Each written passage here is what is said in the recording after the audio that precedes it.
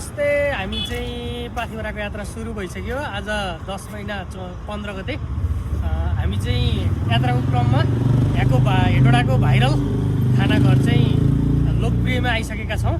हामी सँगसँगै 3 जना यात्रामा छौँ, बाइकमा यात्रा गर्दैछौँ। ल मनोज भाइ पनि आइछन्।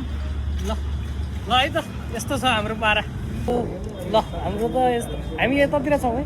लोकप्रिय होटेल, लोकप्रिय लोकल कुखुरा, अब यस्तै छ। ल सँगै लिएर आउनु नसकिँदो रहेछ। युवराज भाइ, how was the ride? Best, fabulous होइन, दामी भयो राइड चाहिँ। अलि रस भयो जस्तो लाग्यो, अलि रस भयो।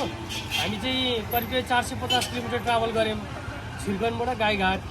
अब अझै 75 किलोमिटर हाम्रो धरान छ भनेपछि राइड चाहिँ थोरै रफ नै भयो। तर बाटो चाहिँ यदि विकास बाटोलाई भन्ने हो भने यो रुटको बाटो चाहिँ ओपी नै छ, दामी छ। अब मनोज भाइलाई पनि सोधौँ कस्तो भयो राइड भनेर। कस्तो भयो भाइ राइड? राइड त ल एकदम राम्रो राम्रो भयो राइड, एकदम दामी भयो।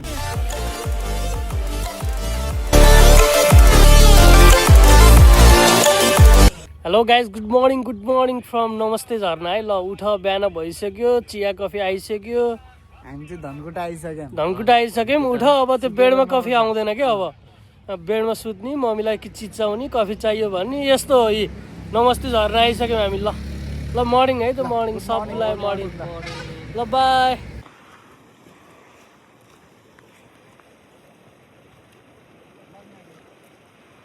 ल बाइक खोलामा हालेर चाहिँ जुत्ता सुत्ता भिजाउनु भयो उहाँले चाहिँ। अहिले चाहिँ मनोज भाइको पारा जुत्ता सुकाउने चाहिँ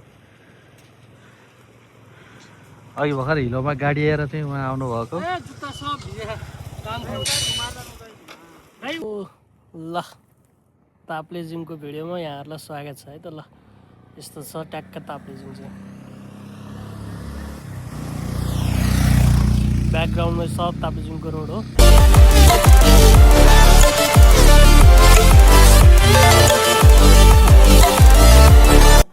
ल हामी चाहिँ पाथिभरा कान्छी थानमा आइपुग्यो। अब यहाँ 1.5 घन्टा जति लाग्छ। यस ट्रेकिङ एक्सट्रिम हुँदैछ, रमाइलो हुँदैछ। फर्किँदा यहाँ दर्शन गरिन्छ। गाह्रो छ, चिसो पनि त्यस्तै छ, तर केही छैन।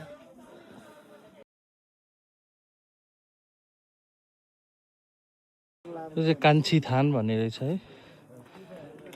हेलो एभ्रिवान, गुड मर्निङ है। हामी पाथिभरा आउनु लाग्यो। बिहानको 5 घन्टाको ट्रेक अझै कम्प्लिट भएको छैन। पछाडिको भ्यू देख्न सकिन्छ। यस्तो छ, चिल छ, चिल। यात्रा एकदम कष्टकर हुँदैछ, तर कष्टकर भए पनि माथि गएर सबै बिर्सिन्छ। अमला खाँदै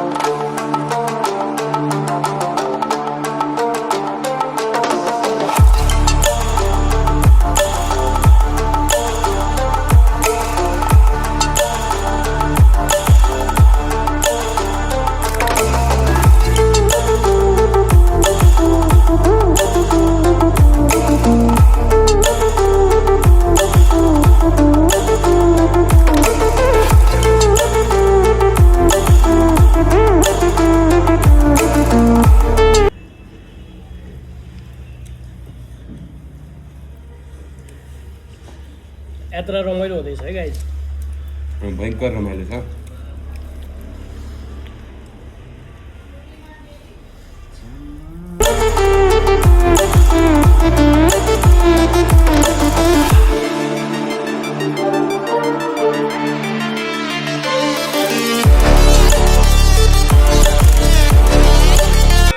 हेलो ल हामी चाहिँ यताको बुढा सुब्बा मन्दिरमा आएको छौँ धरानको।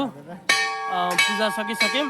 बुढा सुब्बाले चाहिँ सबैको इच्छा मनोकामना पुरा होस्, देशमा सुशान्ति छाओस्। ल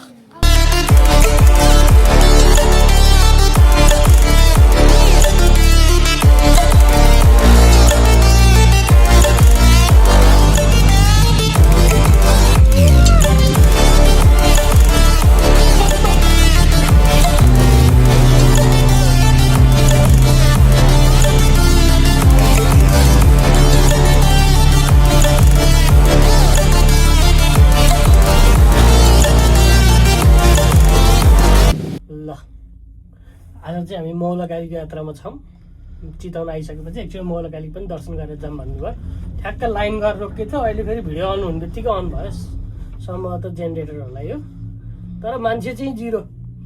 हामी तिनजना दाजुभाइ छुट्टै छुट्टै बक्समा बसेर जानु भनेको थियो, मन मानेन। ल